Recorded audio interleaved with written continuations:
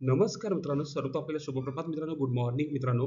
आपण पाहत आहात ध्यास वर्दीचा YouTube चॅनेल, जो रोज दररोज चालू घडामोडी हा विषय 20 प्रश्न घेऊन येत असतो.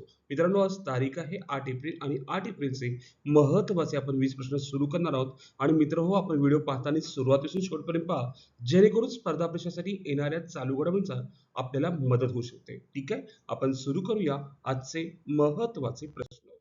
मित्रांनो, कालचा प्रश्न होता, एप्रिल 26च्या फिडे रँकिंगनुसार पहिल्या क्रमांकाची महिला बुद्धिबळपटू कोण बनली आहे, जी भारतीय वंशाची आहे? याचं उत्तर आहे बोधना शिवानंद. लक्षात ठेवा. ठीक आहे. आजचा पहिला प्रश्न, 26च्या आंतरराष्ट्रीय बुकर पुरस्कारासाठी कोणत्या भारतीय वंशाच्या लेखकाची निवड झाली आहे? तर उत्तर आहेच पद्मा विश्वनाथन, हे त्याचं उत्तर आहे. ऑप्शन नंबर 2 आहे.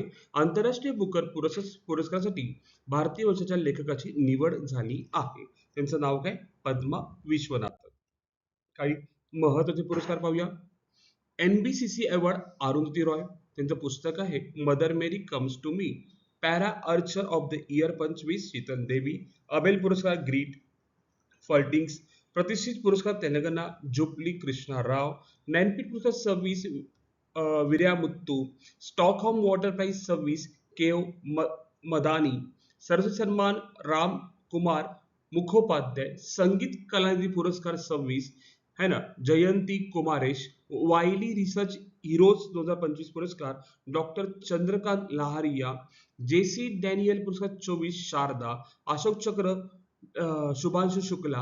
सुभाषचंद्र बोस आपत्ती व्यवस्थापन पुरस्कार सीता अशोक शेळके. इंदिरा गांधी आंतरराष्ट्रीय पुरस्कार इंदिरा गांधी शांतता पुरस्कार 25 है ना, ग्रेसा मैकल. भारतीय रेल्वे सर्वोच्च सन्मान चंदना सिन्हा. काय? चंदना सिन्हा. लक्षात ठेवा, भारतीय रेल्वेचा सर्वोच्च सन्मान. पुढे दुसरा प्रश्न. दरवर्षी 7 एप्रिल रोजी जगभरात जागतिक आरोग्य दिन वर्ल्ड हेल्थ डे साजरा केला जात असून 2026 चे थीम काय आहे, असा आपल्याला प्रश्न विचारलेला आहे.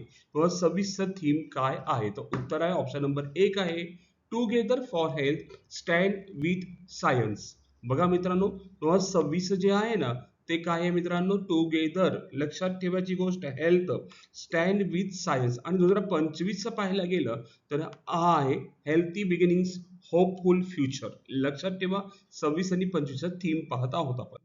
पुढे आपण पाहूया जागतिक आरोग्य दिन. 7 एप्रिल रोजी आपण साजरा करतो. लक्षात ठेवा, पहिला जागतिक आरोग्य दिन 7 एप्रिल 1950 रोजी साजरा केला होता.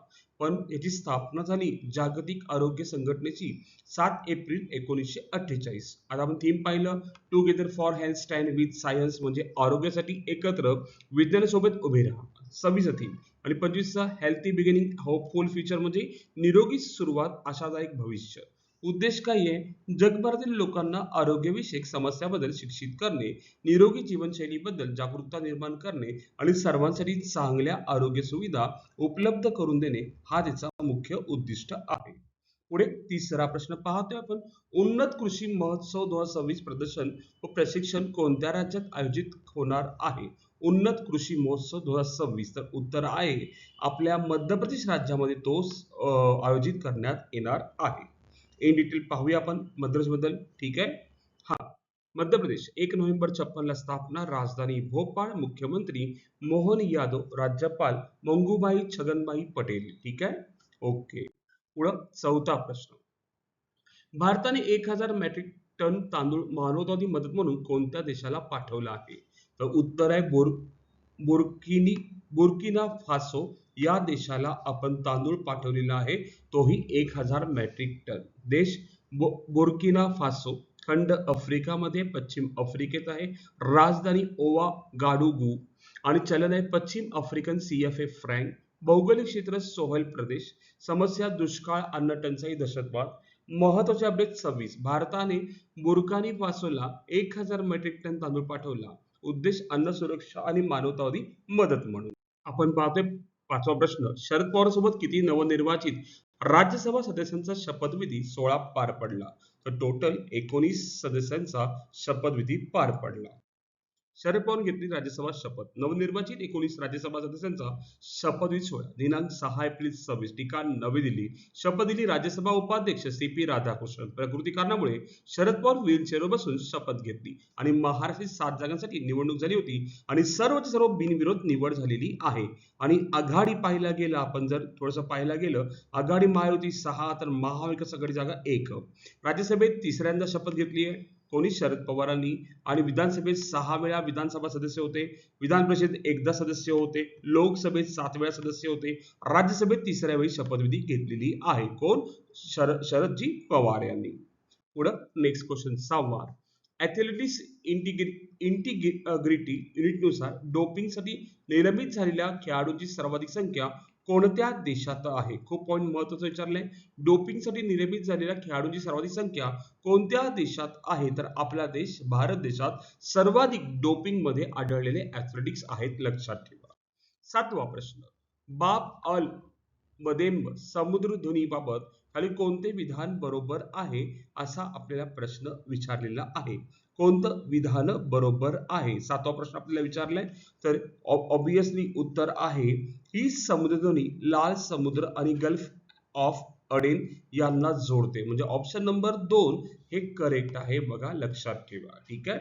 ओके, आपण डिटेल पाहूया काय आहे पाहूया याबद्दल. बाब अल मदेम समुद्रधुनी. हायती बंडखोर संघटना ही वाट अडवण्याच्या तयारीत.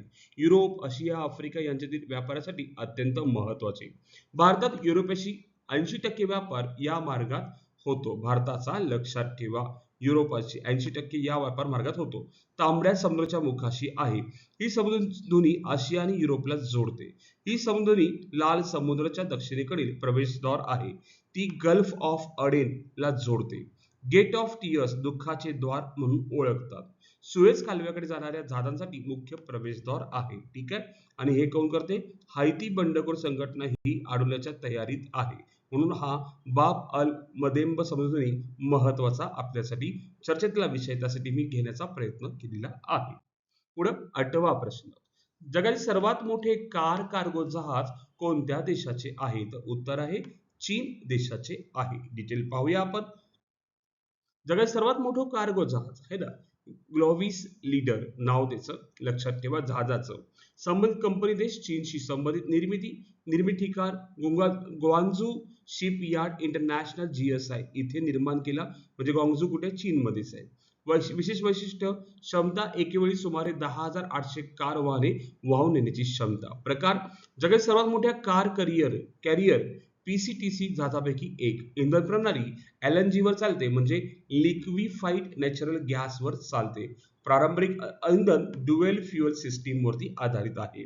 पर्यावरणपूरक आणि कमी प्रदूषण करणारे. आकारमान 755 फूट सुमारे 230 मीटर, रुंदी 131 फूट सुमारे 40 मीटर, गती 19 नॉटिकल माईल म्हणजे ताशी अंदाजे 35 किलोमीटर पर आवरने जगात सर्वात मोठी कार कार्गो जहाज ग्लोविस लीडर ही आहे, लक्षात असू दे. पुढे नेक्स्ट प्रश्न क्रमांक 9वा. राज्य खो खो महासंघाचे खालीलपैकी अध्यक्ष कोण आहेत? कोण झाले? तर सुनेत्रा पवारजी झालेले आहेत. नेक्स्ट 10वा प्रश्न. आशियाई बॉक्सिंग चॅम्पियनशिप 26 कोठे आयोजित केली जात आहे? आपल्याला विचारला मित्र हो, लक्षात असू दे की तो प्रश्न 10वा प्रश्न कोठे आयोजित केली जात आहे आशियाई बॉक्सिंग चॅम्पियनशिप? तर मंगोलिया देशात आयोजित केली जात आहे. 11वा प्रश्न. एशियन स्क्वॅश फेडरेशन द्वारे men's player of the year 25 या पुरस्काराने कोणत्या भारतीय खेळाडूला सन्मानित करण्यात आलेले आहे?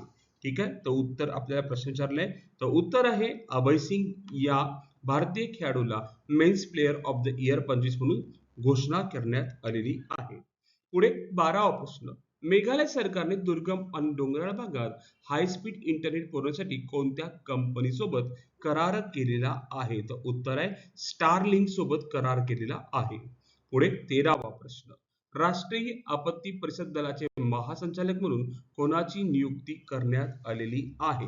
तर उत्तर आहे पियुष आनंद यांची नियुक्ती करण्यात आलेली आहे. राष्ट्रीय आपत्ती प्रतिसाद दलाचे मुख्यालय नवी दिल्लीमध्ये आहे, लक्षात असावं, म्हणजे NDRF म्हणतो आपण. पुढे 14वा प्रश्न. आंतरराष्ट्रीय नवीकरणीय ऊर्जा संस्थेच्या ताज्या अहवालानुसार 2025 पर्यंत तिसरा जगातील कोणता देश सर्वात मोठा नवीनीकरणीय ऊर्जा बाजारपेठ बनला आहे, तर तो आपला देश भारत देश आहे. पहिला चीन आहे मित्र, दुसरा अमेरिका आहे आणि तिसरा आपला देश भारत देश आहे. पुढे 15वा प्रश्न. 1 एप्रिल 26 रोजी सीबीआयचा कितवा स्थापना दिवस म्हणजे रायझिंग डे साजरा केला जात आहे, असा आपल्याला प्रश्न विचारलाय. तर तो 63वा वर्ष आहे जो सीबीआयचा आपण स्थापना दिवस साजरा करतो. मग केंद्रीय अन्वेषण ब्युरो म्हणतात, त्याचं मुख्यालय कुठे? नवी दिल्लीमध्ये आहे. 16वा प्रश्न. भारतीय नौदलाकडे सुपूर्द करण्यात आलेल्या अंतिम आणि चौथ्या सर्वेक्षण जहाजाचे नाव काय आहे? तर INS संशोधक असं त्याचं नाव आहे, लक्षात असू दे. 17वा प्रश्न. बोस इन्स्टिट्यूट मधील शास्त्रज्ञांनी कोणत्या जीवाणूमध्ये एक नवीन जनुकीय नियमन यंत्रणा शोधली आहे? तर उत्तर आहे क्षयरोग टीबी मध्ये ती शोधलेली आहे. 18वा प्रश्न. नागरी सेवकांमध्ये क्षमताबांधणी बळकट करण्यासाठी PM नरेंद्र मोदी यांनी कोणता कार्यक्रम सुरू केला आहे? तर उत्तर आहे साधना सप्ताह सुरू केला आहे. 19वा प्रश्न. कोणत्या राज्यात भारतातील पहिला स्वदेशी कोळसा ते अमोनियम नायट्रेट प्रकल्प उभारण्यात आलेला आहे? तर उत्तर आहे ओडिशा राज्यात तो उभारण्यात आलेला आहे. 20वा प्रश्न. प्रधानमंत्री सूक्ष्म अन्न प्रक्रिया उद्योग योजनेच्या अंमलबजावणीत कोणते राज्य देशात पहिल्या क्रमांकावर आहे? प्रश्न विचारलाय तर आपलं राज्य महाराष्ट्र राज्य पहिल्या क्रमांकावर आहे. आणि आजचा महत्वाचा प्रश्न. 2026 मध्ये हॉर्मुझच्या समधोनीत तेल पुरवठा सुरक्षित करण्यासाठीच्या आघाडीत किती देश सामील झाले आहेत? ऑप्शन आहे 50 देश, 40 देश, 33 देश, 100 देश. आपल्याला कमेंटमध्ये उत्तर सांगायचं आहे की उत्तर काय असू शकतं. तर मित्र हो, आज आपण इथेच थांबू. उद्या याच टाइम रोजी याच वेळी भेटू मित्रांनो. धन्यवाद. थँक्यू.